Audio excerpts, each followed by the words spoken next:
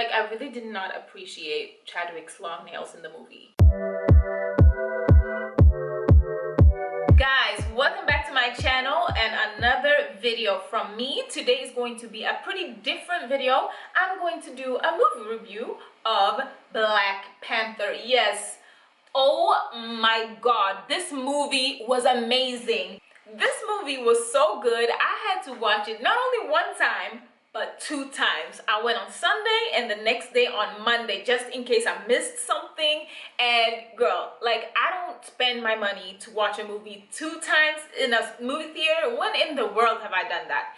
Never. But when it comes to Black Panther, it's just like a black excellence movie showing beautiful imagery of Africanness and blackness on a big screen. I had to support that shit. I was just like, here, take my money. Here, take some more, take my phone, take everything. I just want to see this movie. It's not just some fluff in there. That movie really has some awesome characters, amazing storytelling, music, scenery. It is so worth it. I definitely recommend go watching it because it made me watch it 2 times in the cinema, which I never do. And I'm probably gonna go watch it a 3rd time because that's how amazing it was. It's just, I loved Black Panther. Girl, I even had to bring back my fro because the Afrocentrism in this movie made me feel it, just made me feel it. So the movie was so hyped. I really thought like, okay, if this is bad, if this movie is bad and there's no like depth or, you know, it's just like a crap movie, then it's gonna be embarrassing. Thank God that was not the case, and the movie really touched upon a lot of relevant social topics that I never expected a Hollywood blockbuster movie would do.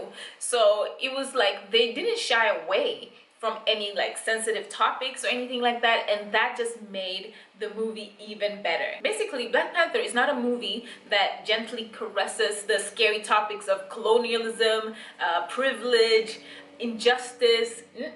They took both hands, shoved it in the dirt and scooped all of that up and really touched upon those topics. Like, that's how deep they went in, and I was just like, okay, very good, very good. I'm loving this. I was really like, big up Marvel for giving Ryan Coogler the freedom to write and direct and not shy away from these topics but actually talk about it. Everything in this movie was so well done and complemented each other. For example, the music in the end credits, I saw a name, Ludwig Göransson, and I was like, wait a minute, Ludwig Göransson, that sounds very Swedish.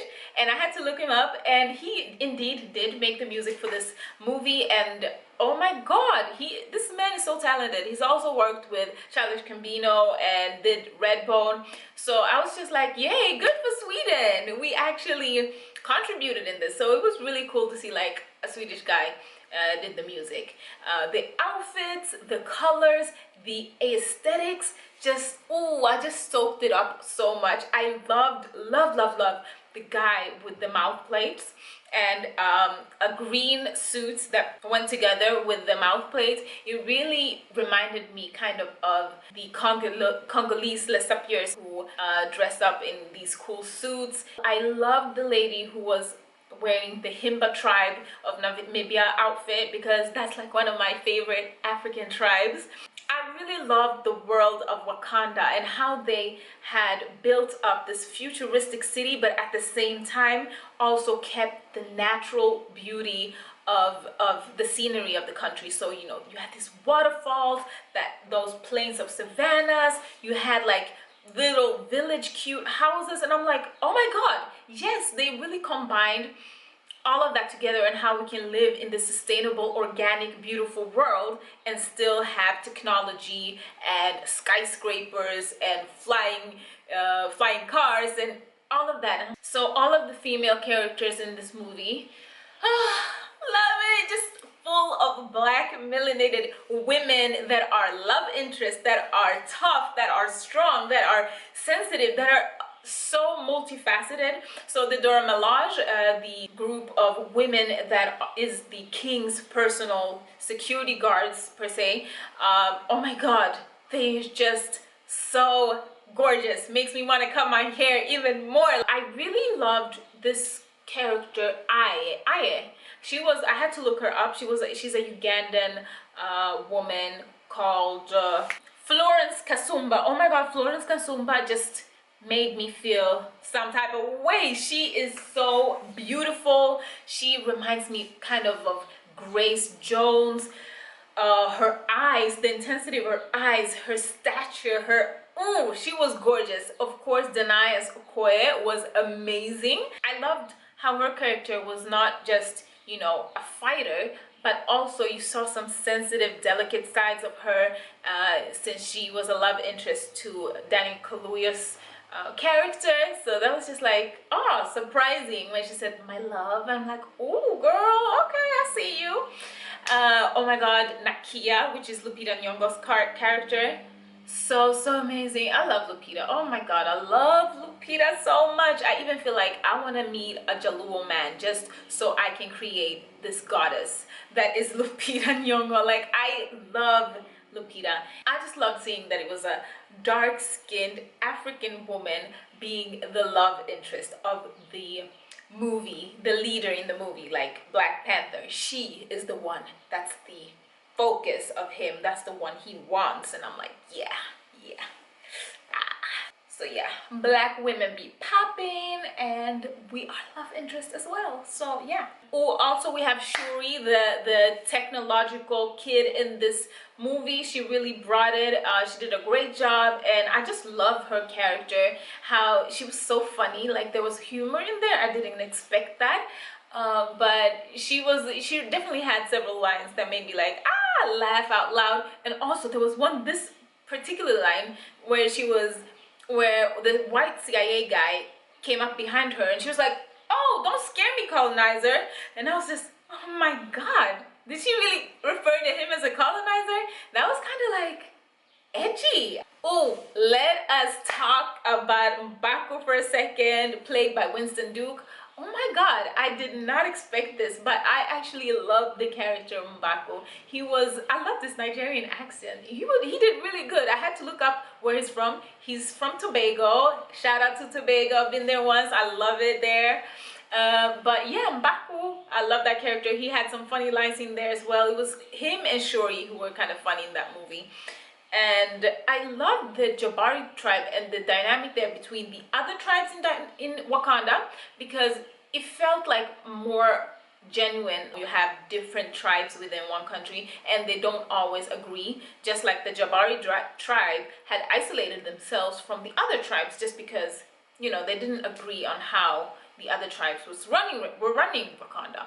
So I liked that little detail because it shows that Wakanda is not this super perfect world. They have disagreements within their borders as well. Can we just talk about Daniel Kaluuya? I don't know why we're not talking about Daniel Kaluuya in this movie. I just think I loved his character, and I feel he's kind of hot. Everybody be talking about Michael B. Jordan or Chadwick, and I'm like, yeah, they aight, but Daniel Kaluuya, that guy who plays M'Baku, like, they can get it.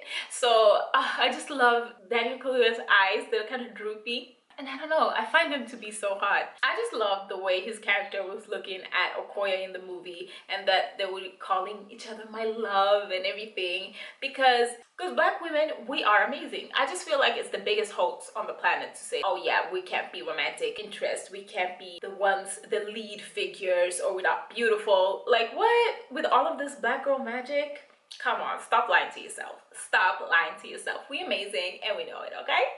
Yeah. Like, I really did not appreciate Chadwick's long nails in the movie. There's one scene where he's on the throne holding the ring of Killmonger's father and just like looking at it, and it's supposed to be like a dramatic scene, but everything was taken away from me because I was just looking at those nails and be like, boy, you need to cut that. You really need to cut it. You know, you need to cut it. I was just like, those nails, no, I hate long nails on men. And that was just like, ooh, I couldn't think of anything else when his hands was up, just that his nails were too long. So unattractive to me. Okay, let's talk about Michael B. Jordan as Killmonger in this movie. Oh my god, he did an amazing performance. His performance was so good. He is the type of villain that I wanted to hate so bad.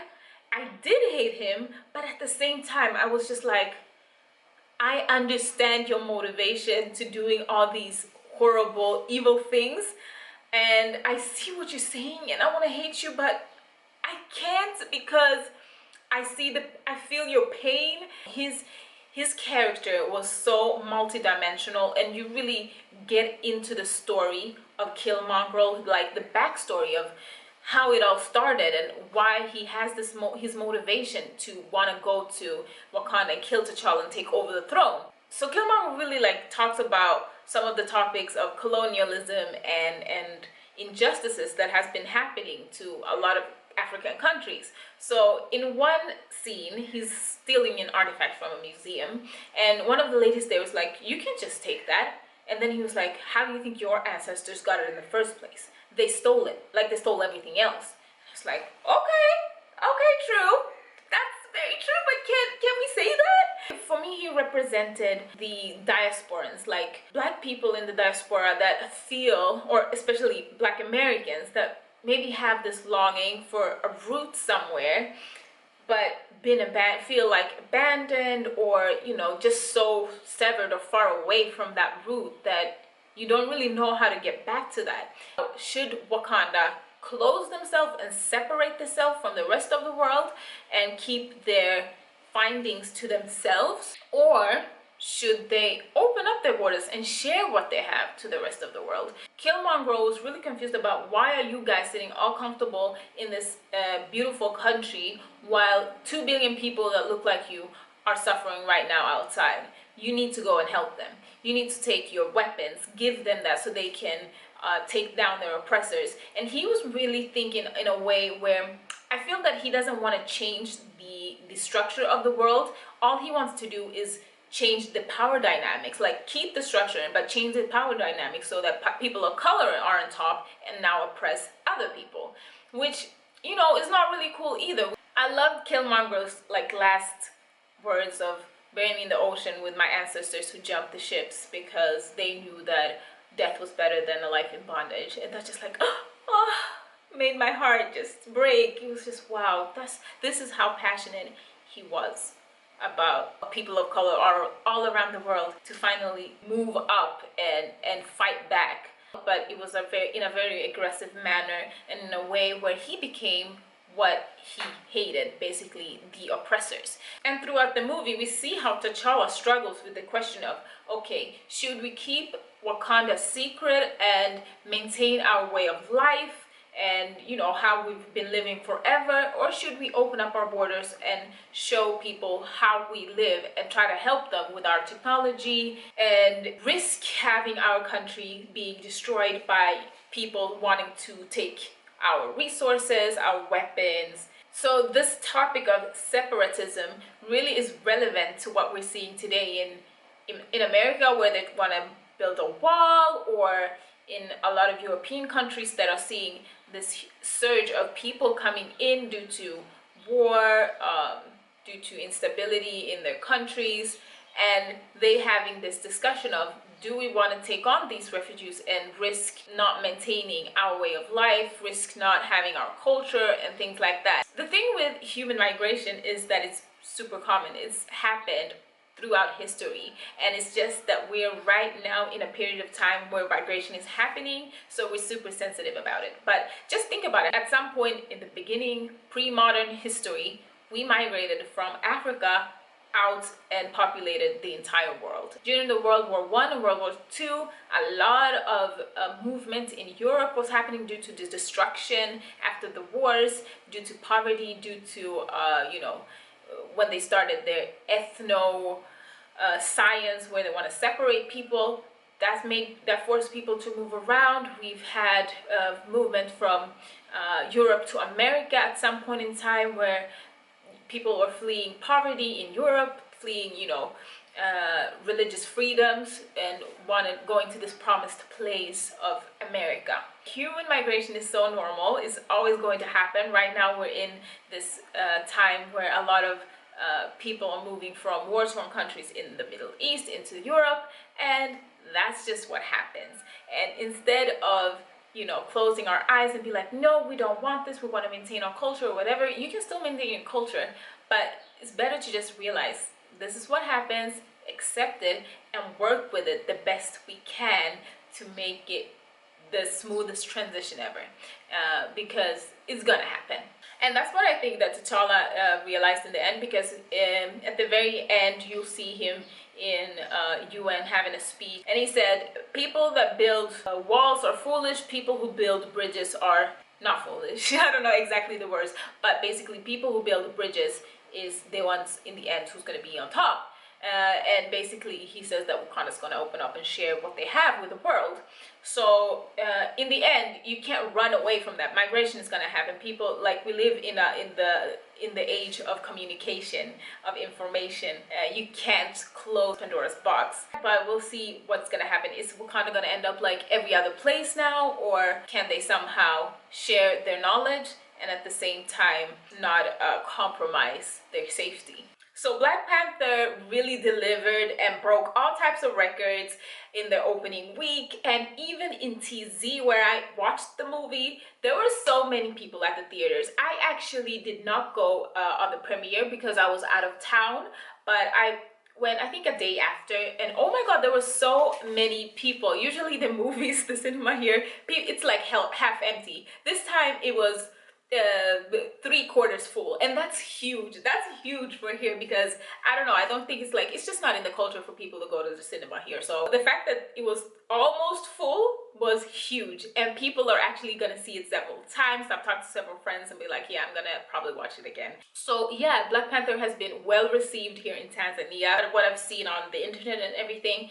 is the reception in Africa has been great. People are proud here as well, and we really love how the African aspects of the movie was showcased. And it's really great how this movie has connected and unified like everyone, really. We have, like, the cast is, we have people from we have African Americans, we have Africans born and raised in Africa, we have Africans born and raised like in America or in Europe. So like Black people from all over the world are in this movie. So that's really cool that all those experiences are meshed and mixed up in the movie. This movie was just made so correctly. Thank you, Ryan Coogler, for making this movie. Thank you, Marvel. It was deep. It was taking up everything that I really wanted to be taken up, and it didn't shy away from anything. So I don't usually make these type of videos, but I just love the movie so much, so I just wanted to share my thoughts of it and make it a review. I hope you liked this video. If you did, please give me a big thumbs up,